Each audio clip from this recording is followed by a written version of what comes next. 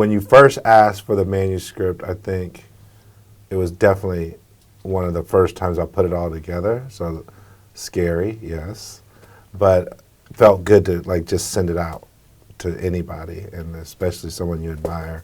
But then the second time, like kind of like you alluded to, a lot more, it's tighter. It's tighter. And a friend and I, we did a manuscript swap, and she gave some suggestions about reordering, and really slight things about reordering, but it made a world of difference.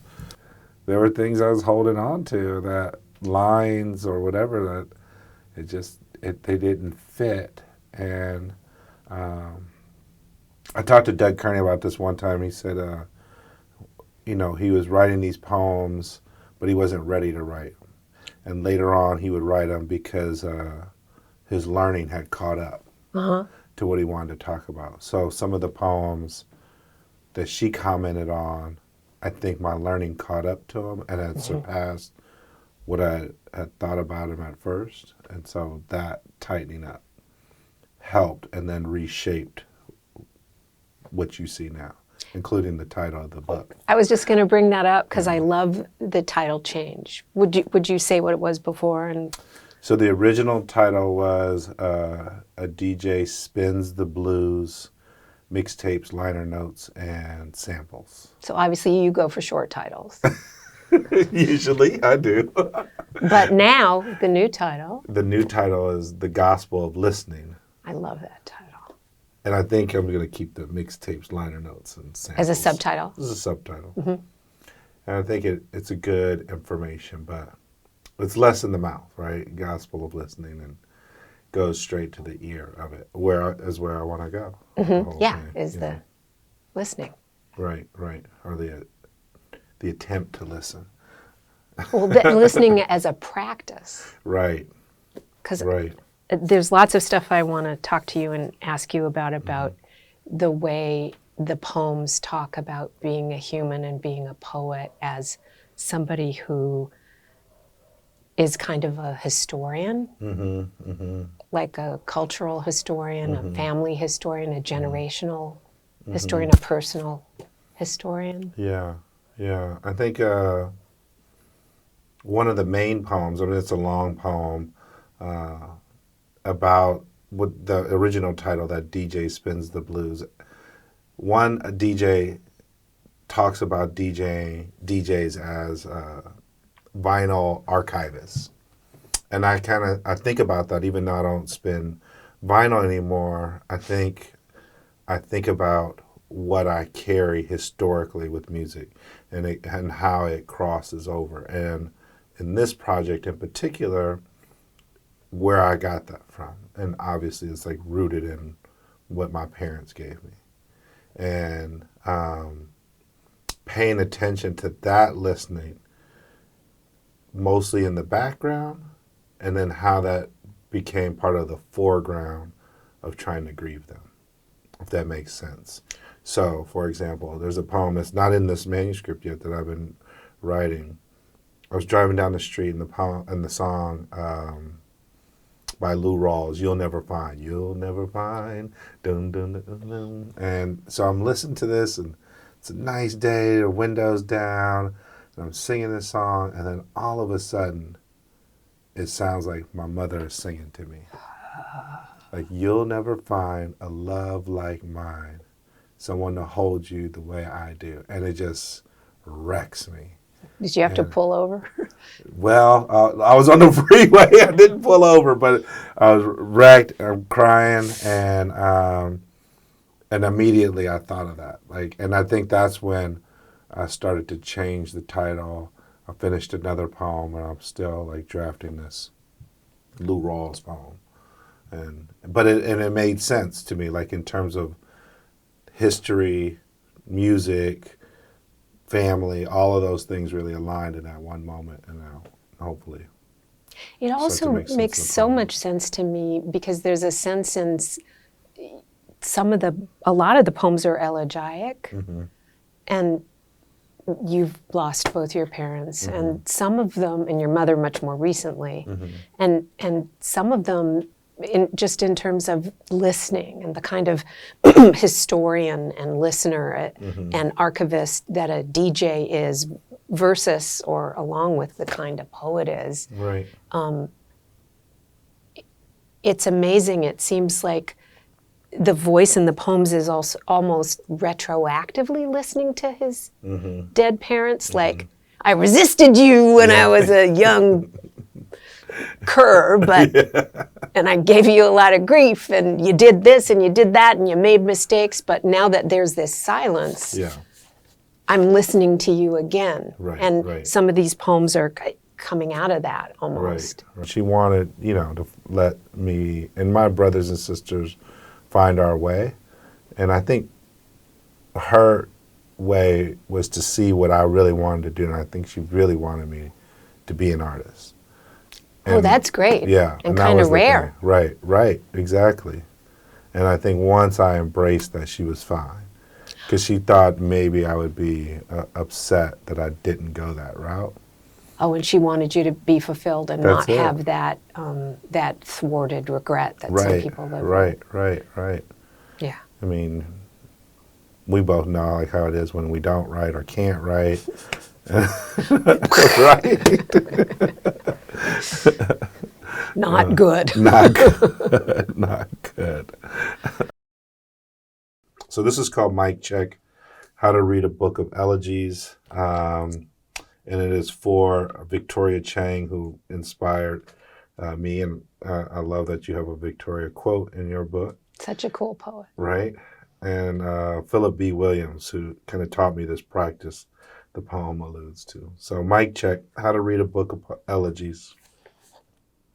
Testing, friends, testing, 1, 2.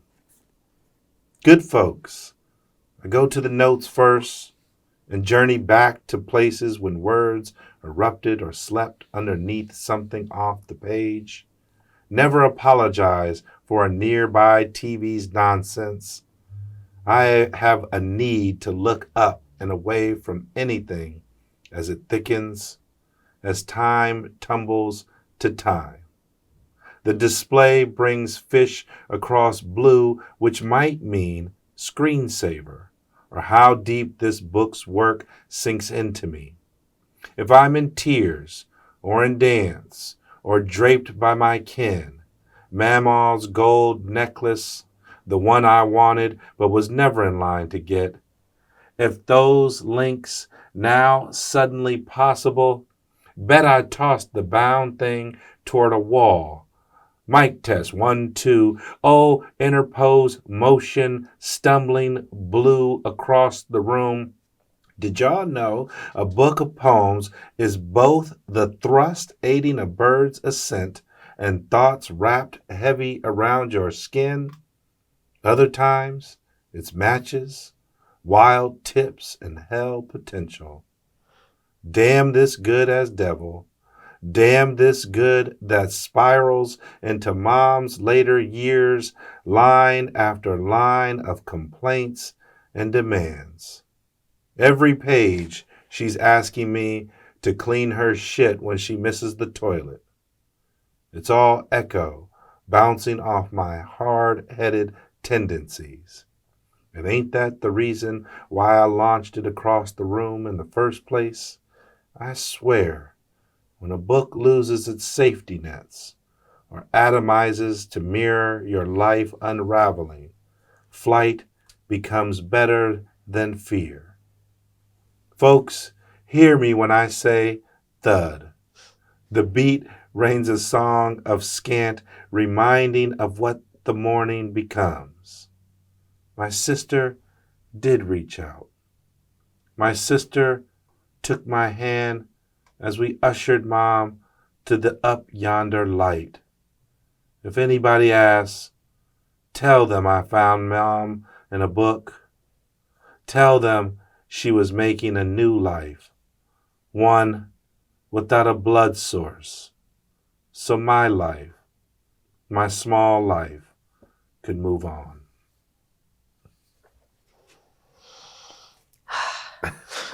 That's beautiful. That's such a moving poem, and it's so elegiac, but it's not. I don't know how you manage this, to write poems that are elegiac and yet really vibrant. Yeah. That they almost feel like they have passed through grief, or they are passing through grief into some kind of gratitude. I know that sounds really corny, but No, right. I don't know. I think that's where I had to go, at least with this, that maybe because I was going to the music to make me feel this release of the grief, of the sadness, and then the music was actually reminding me of it, but it was still moving me through. If that makes sense, it wouldn't let me settle there. No, the music functions partly as a life force, I think. Right. And so this whole, and the speaker's riding it. Yes. And even with this, where the music hasn't happened or it's about to start, it still feels like, okay, you're paddling out before you get on this wave of this, and prepare yourself for this and get ready for what you might do. And Philip would always say, when you read one of his books, tell me when you tossed it across the room. Then you know I did something great. So that's what it was. Because I love that image in the poem. That's one of the braided together through lines that keeps recurring, of somebody throwing a book across a room. I think when I read Obit, I was just like, oh, poem after poem, like, oh, all right, this is so good in one way, but it was just like this thing too that, what did my mother used to always say? The kind of get away from me, Satan, rebuking this, and I was rebuking this sadness, get away, and all the while appreciating this beautiful lyric of the book that was in front of me. And you're talking about Victoria Chang's book. Correct. Which is another amazing elegiac engagement. Right. I didn't want to write these poems. I didn't want to go there. Really? And you were resisting? Completely. Huh. And even though, this would be the third book, even though all the things that I knew would happen when you wrote the book, the places you needed to go, and for healing for me, and to reach out to somebody who might need healing, that I had the language to help somebody, but I was refusing to kind of go there with it until I read Obit. And then when I read Obit, it was okay, one, you're not alone going through this. Don't think you're the only one.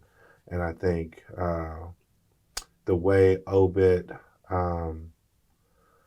is funny in parts, and allowed the speaker to see their parent in ways that the parent wasn't heroic even after death, and allowed that honesty to kind of ring through.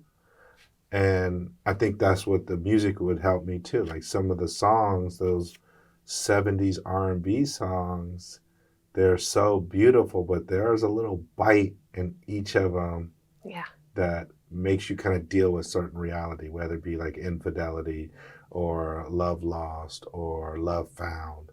There's always this little bite to it, and that's why they're timeless.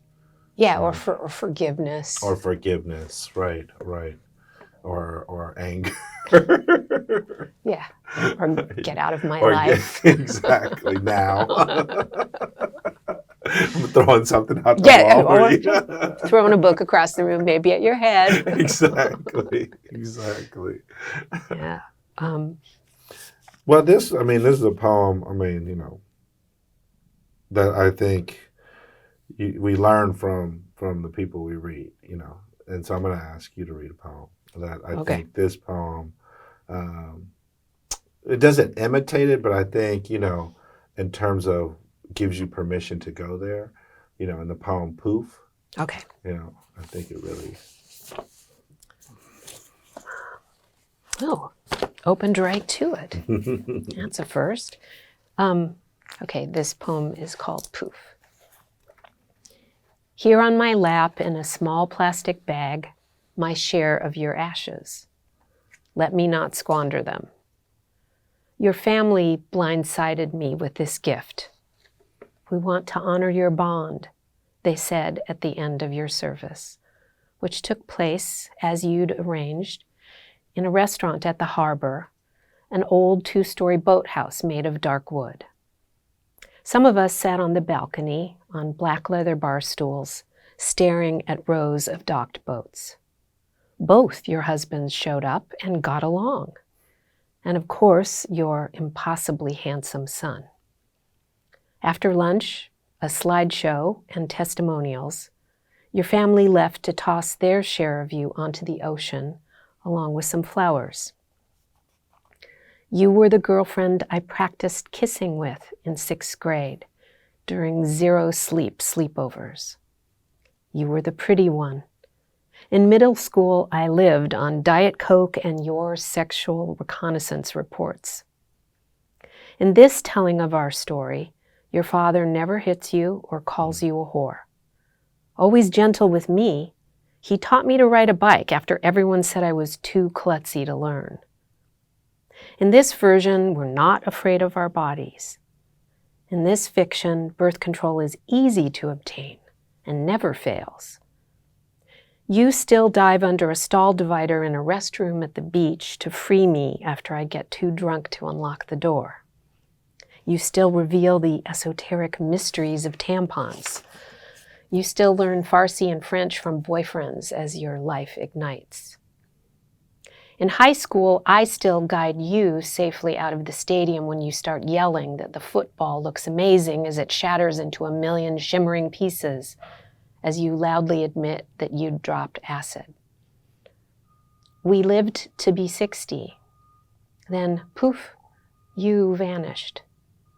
I can't snort you or dump you out over my head, coating myself in your dust like some hapless cartoon character who's just blown herself up, yet remains unscathed, as is the way in cartoons.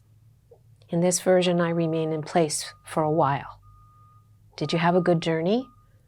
I'm still lagging behind, barking up all the wrong trees, whipping out my scimitar far in advance of what the occasion demands. As I drive home from your memorial, you fizz in my head like a distant radio station. Mm-hmm. What can I do to bridge this chasm between us?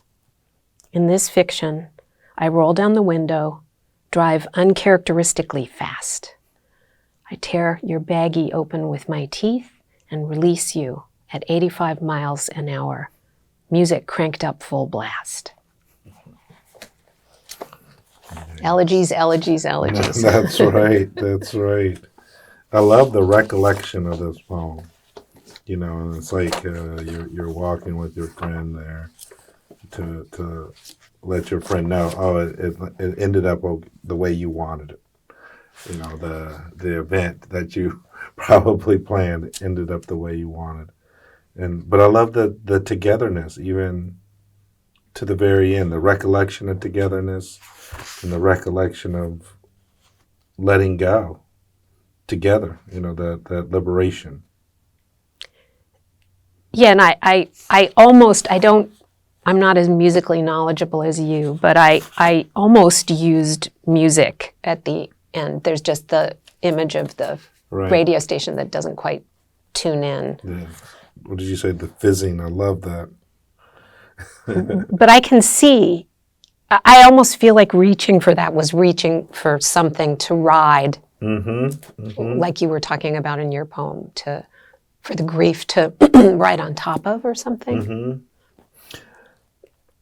I think about that as just like an LA poem. I mean, how we spend so much time in our cars and to go and that whole motion of the reaching and riding with somebody, even though it's just their remains, the talk to them, the conversation to them. Yeah, going for one last reckless fast car ride. Exactly. Even if you're in a baggie. Right. Oh. What are you learning about the person, or what have you learned about a person even after they've gone? And what you've carried with them, like this idea of the learning. You still learn Farsi and French from boyfriends as your life ignites. I love that recollection, but what does that tell you about your friend who you've lost? Or how that line captures what you've learned from your friend that you've lost, that you paid attention to this much, this detail, and it even past the grave, you keep learning about this idea of what they can do well. And who they were and right. what they brought into the world. And before we started recording this, you said something about that you might want to talk about storytelling right. in relationship to poems. And I think the way you do that in poems, it's bring up those kinds of really telling, intimate details of all different registers about others and about self, or the speaker in the poems, I should say. And not cross that boundary lane. It's a character thing. It's so deeply indicative right. of individuality. Right. I think for me, and this was a good thing too, to think about those individual things, because when my mother had died, it was like all of the things. Right. As you were saying, good, bad, ugly, right. wonderful, virtuous. Those. Right. Yeah, they all they rise up from the ocean bottom and they're all floating and you're like, oh, you. Right. And so I had to figure out a way to kind of pick those things. And I think that's what I really appreciate about Obit too, that it picks these one little things, right? So and such died this day. My mother died on this day. There's a few of those, but there's always these little things that might connect them to the mother or to the speaker. Victoria Chang died this day. You know what I mean? To even distance the speaker from the self, almost like what you're saying. And I couldn't see that until reading that book. But also, it was a thing. I heard Ross Gay speak, and all the wonderful things about Ross. And he said this to the interviewer. He said, can you make a list out of all the things that your parents were good at? Just sit and make that list. And doing that little practice really broke open a lot. Did you actually do that exercise? Yeah. I got about 60 things down. Just for your mom? Just for my mom. That's incredible. Yeah. And that was, this is a sizzling hot tip here. Right.